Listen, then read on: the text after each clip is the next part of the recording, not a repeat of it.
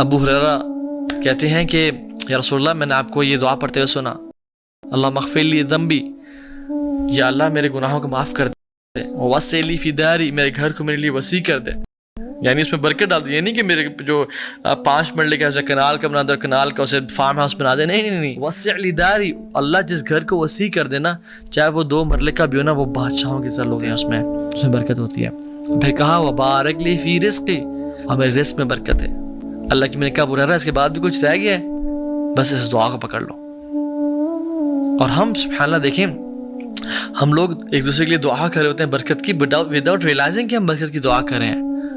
السلام علیکم ورحمۃ اللہ وبرکاتہ،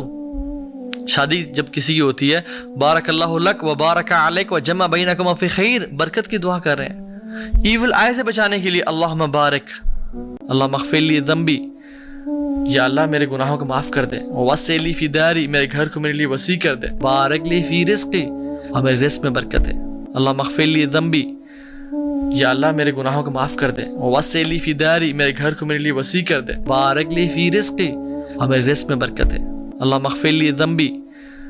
یا اللہ میرے گناہوں کو معاف کر دے، ووسع لی فی داری، میرے گھر کو میرے لیے وسیع کر دے، بارک لی فی رزقی، اور میرے رزق میں برکت ہے، اللہم اغفر لی ذنبی، ووسع لی فی داری، بارک لی فی رزقی، اللہم اغفر لی ذنبی، ووسع لی فی داری، بارک لی فی رزقی، اللہم اغفر لی ذنبی، ووسع لی فی داری، بارک لی فی رزقی، اللہم اغفر لی ذنبی،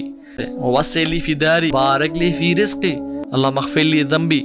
ووسع لی فی داری، بارک لی فی رزقی، اللہم اغفر لی ذنبی، ووسع لی فی داری، بارک لی فی رزقی، اللہم اغفر لی ذنبی، ووسع لی فی داری، بارک لی فی رزقی، اللہم اغفر لی ذنبی، ووسع لی فی داری، بارک لی فی رزقی،